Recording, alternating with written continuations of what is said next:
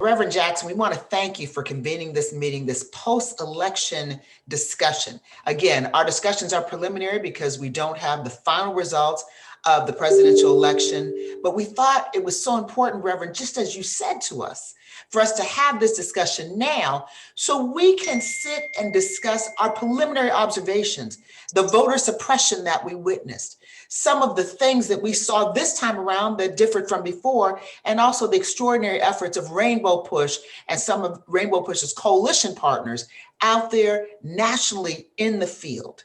And so for this discussion, we have just the pleasure, in addition to Reverend Jesse Jackson, and let's just talk for one moment about this living legend whose shoulders we all stand on, who's fighting the good fight every single day and who's convening this meeting. And Reverend, we thank you so much for all that you do day in and day out. You were fighting last night till 2 a.m. And so it's amazing what you're always there. You always stand for justice and what's right. And for that, we applaud you and we love you and we stand on your shoulders. So we just have to give a round of applause for Reverend Jackson again for always being there and doing all that you do, Reverend. And so Reverend has convened a roundtable with, there's only one Rodney Ellis. Only one Rodney Ellis in the whole wide world. That's what we say. But we know him as a commissioner now in Harris County, Texas. Harris County is the size of Rhode Island. Am I right, Commissioner Ellis? A little larger in terms. A little larger than the size of Rhode Island. We saw Harris County displayed prominently in this election because they worked hard, tenaciously, and in a miraculous way to bring about justice and protecting the right to vote in Texas. It was so. They're trying to take away 127,000 votes. That's right, Reverend. In fact, we're lucky. You know, as much as I wish Texas had been closer, you know, I think on my numbers, Trump was about 5.8, Biden about 5.1. If there had been 127,000 vote difference, that would have been in court. But, you know, Reverend, look, when you came through here running for president, you might remember it was in Texas that Jim Hightower was land commissioner, was the first white elected official, statewide elected official in America to endorse you. And I think you sensed even back then with the excitement you had in South Texas, that this is a state that ought to not be ignored. I mean, with 38 electoral votes, if we ever get it right, the Republicans could turn off the lights because it would mean so much. I honestly, Texas is too blue to be so red. Your needs are blue. Healthcare, everything you have is you're too blue to be red. I know. Romeo Beto had that line when he was running. He said, Texas is not a red state, it's a blue state that does not vote. And it took me a while to catch it. You know, only 4 minority states in America right now. The dominoes are falling, but I always run through the CK, Hawaii, New Mexico, California, then Texas. Yep. In great part because of our Hispanic population. But look, Harris County is a little under 5 million people. If the census gets right, we may end up being a little larger than Cook County. Well, we're about the same size.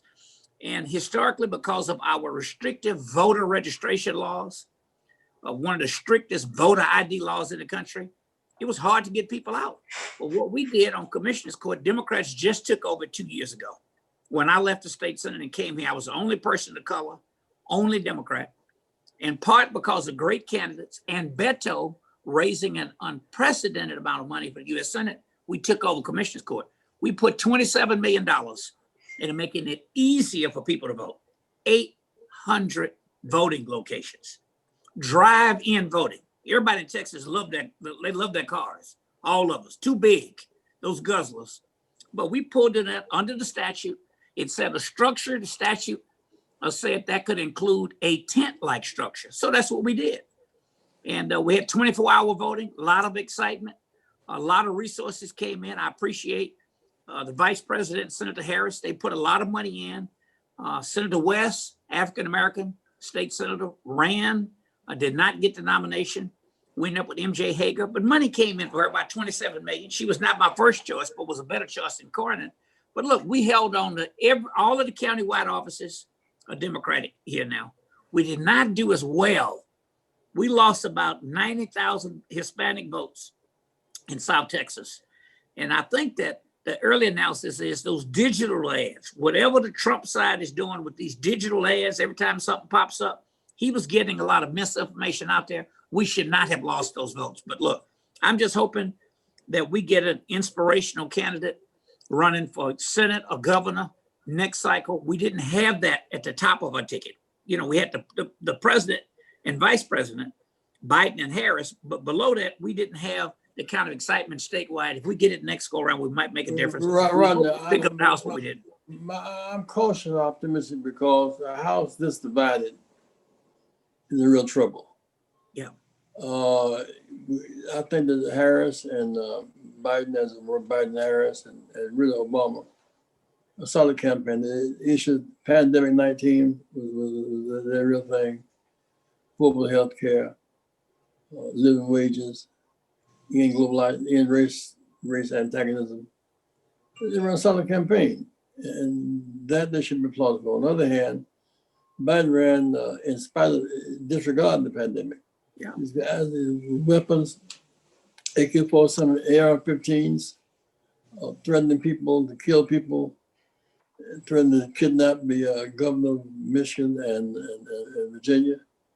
So I think that the plywood they put up was not for civil rights people marching, it was for these people, these guns marching. Mm-hmm. Robert? Absolutely, absolutely. And Robert, we're here in Georgia. So when we were talking about, without a question, Texas made its mark, no matter how you slice it, because the opinion, Rodney, that came out of the court there was unprecedented. And so we know the next time around, we know how to do it. In Georgia, we believe, because we did have someone on the ticket.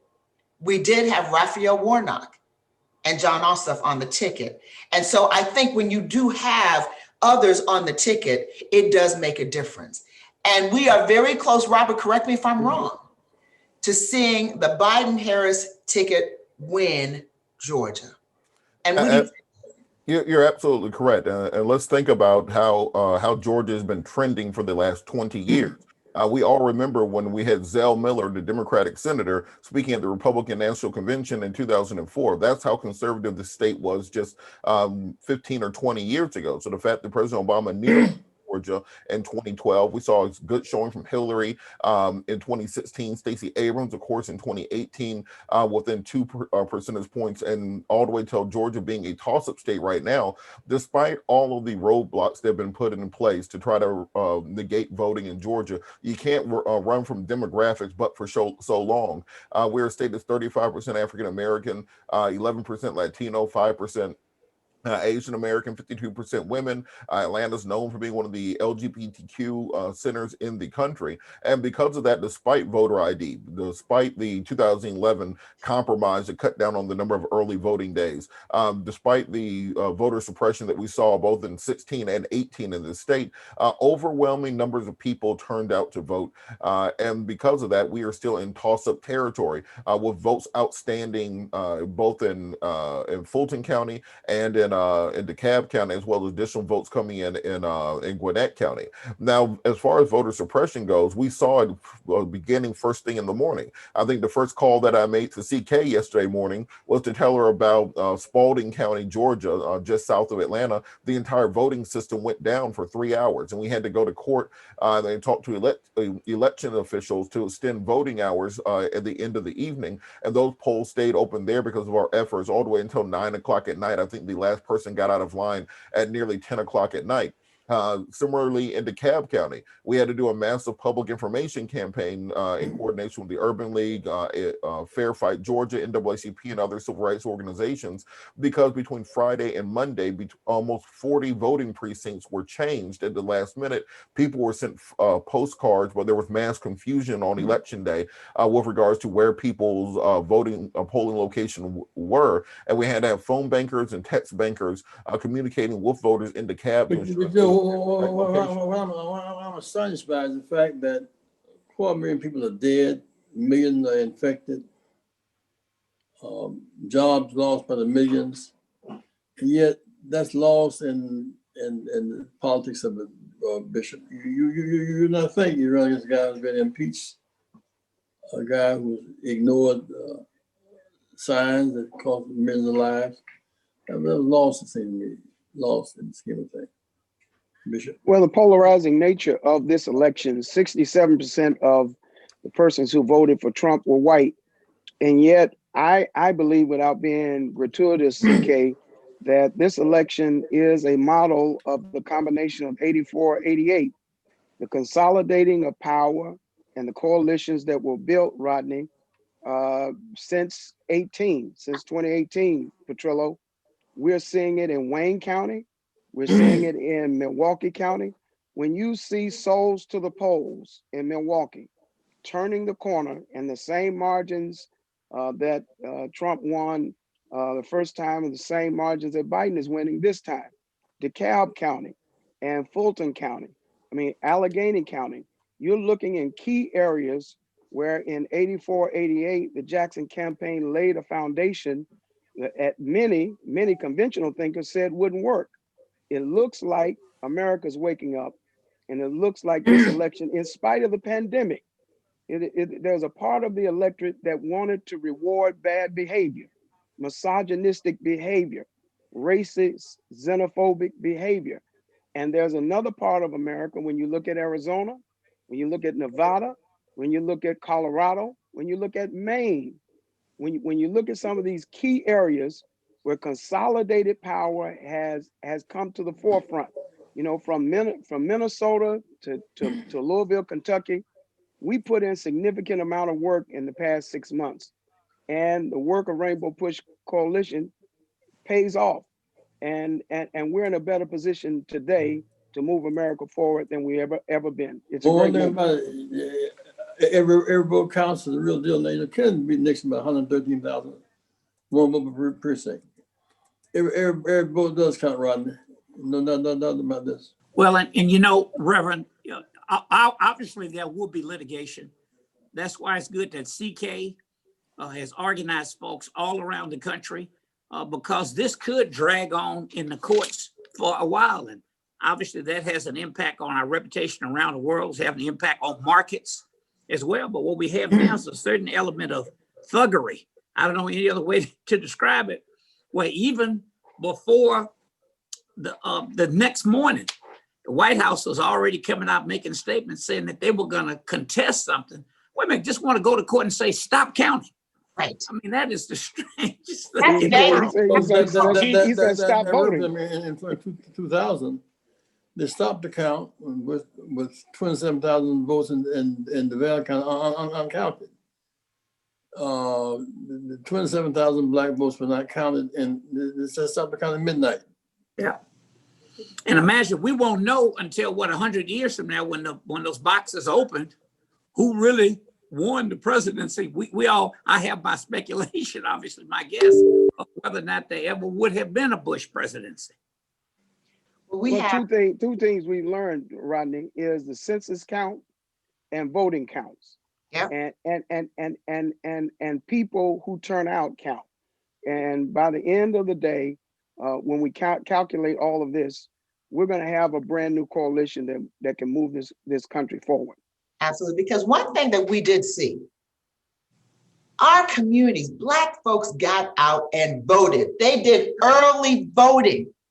That was amazing. Reverend Jackson, just as Bishop Tavis Grant said, your efforts have paid off, the fruits of your labor. All of the registering, the millions of people that you registered over the years, the roadmap that you gave us in this country, it's paid off because our people came out in droves all over throughout the country. If that hadn't happened, we would never have had a shot. The Democrats would never have had a shot at winning the presidential election. Never. But for early voting and all the African-American voters that got out before, their votes were in before. And for those who couldn't do the early voting, on election day. But there were so few, relatively speaking, that voted on election day as compared to all the early voting. So that message was clear, despite COVID.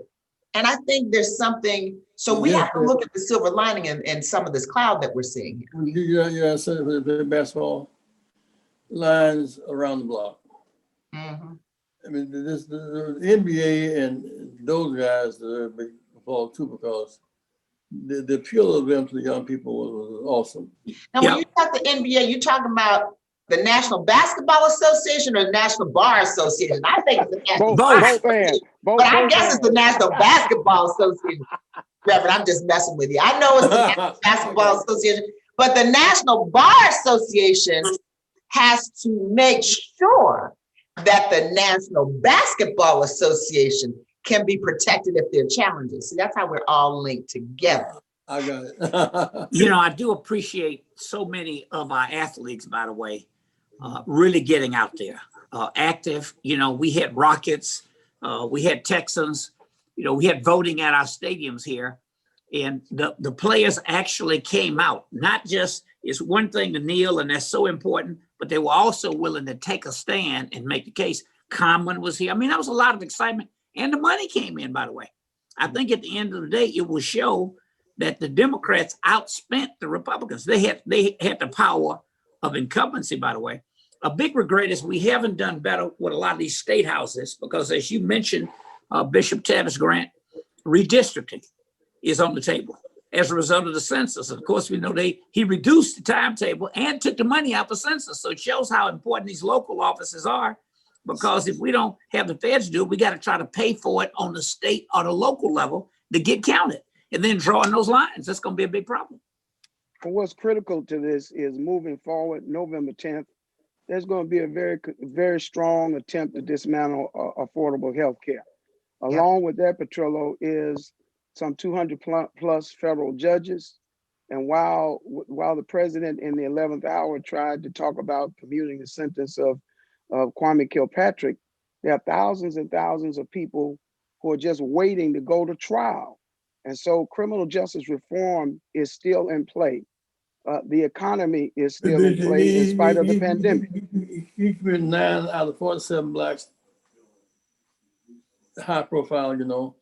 200 judges are all white judges. Yeah.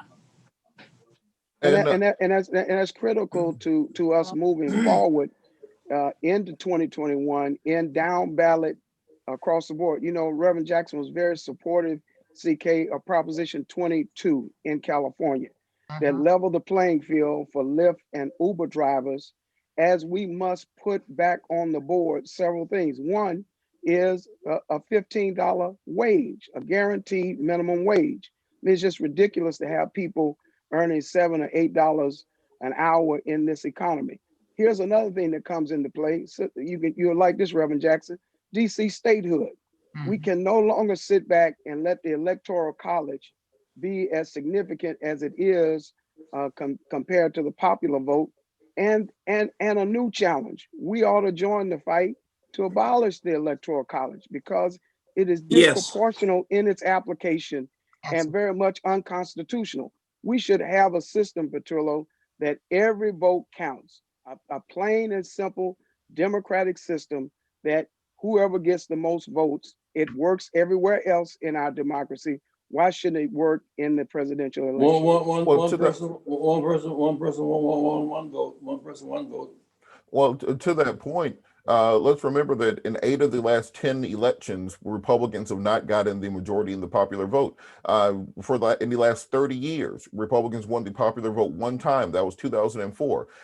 In my lifetime, the only times Republicans have won the popular vote was 1988 and in 2004 again. So because of that, Republicans have learned that despite being a minority party in the country, they are able to continue their ideals and their ideas of these Federalist Society original intent types of ideas from the shadows by entrenching themselves in the judiciary, just as we saw in apartheid South Africa. What I find to be very dangerous to have it, the idea that people walk around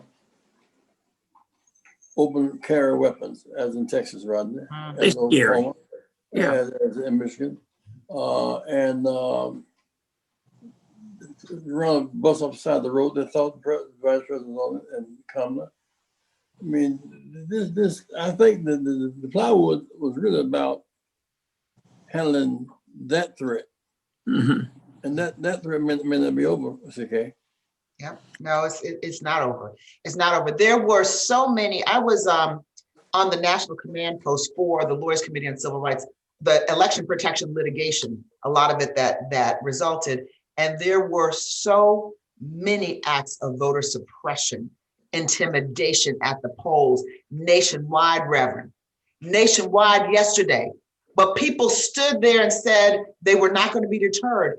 And the effort of the clergy, along with the lawyers, arm in arm at the polls, de-escalating, played a big role, because there were people there with guns.